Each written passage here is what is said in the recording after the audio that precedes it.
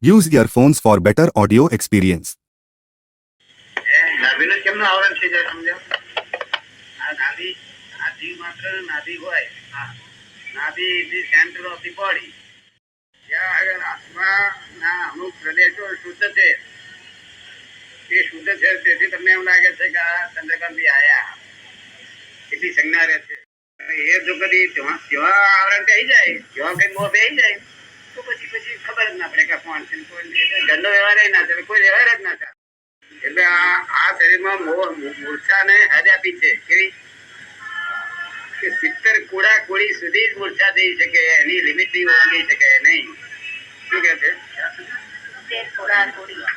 એટલે લિમિટ થઈ જતી, આટલી લિમિટ સુધી માણસ કરી શકે, આથી વધારે કરી શકે નહીં. તાર માણસ લિમિટેડ મોહ છે તો લિમિટેડ છે તો આપણે કઈ કર બાંધી હવે લિમિટેડ ના હોત ભણ જ ના રહે, કશું ભણ ના રહે, નામનું ભણ ના રહે, બીજું કશું. એટલે જીવ માત્ર ને એટલું અભિપ્રસમાં રહે છે ત્યાં વ્યવહાર ચાલુ રહ્યો છે. કેવું? નહીં તો વ્યવહાર બંધ થઈ જાય. જો આ કુદરત નેચર વ્યવસ્થિત છે કે અવ્યવસ્થિત છે? મૂર્છાની હદ આ કે જે મૂર્છાની આ હાથની બહાર કોઈ કરી શકે જ નહીં. કોઈ એવો પાકો નથી કે હાથની બહાર મૂર્છા કરી શકે. ખબર જ ના હોય.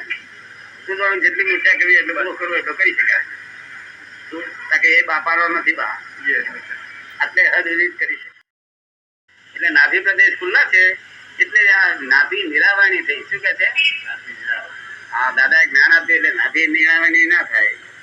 નિરાવરણી થઈ એટલે કેવળ પ્રગટ, એટલે કેવળ જ્ઞાન થતા સુધી આ સંકિત અવર્ણનીય સંકિત રહે. શું કહ્યું? સમ્યક દર્શન. સમ્યક દર્શન કેવું રહે? અવર્ણનીય. શું? સિદ્ધનો એક અર્થમાં ગુણ થયો તમને. સિદ્ધ 16 આની સુખ ભોગવે છે, તમે 2 આની ભોગવો છો.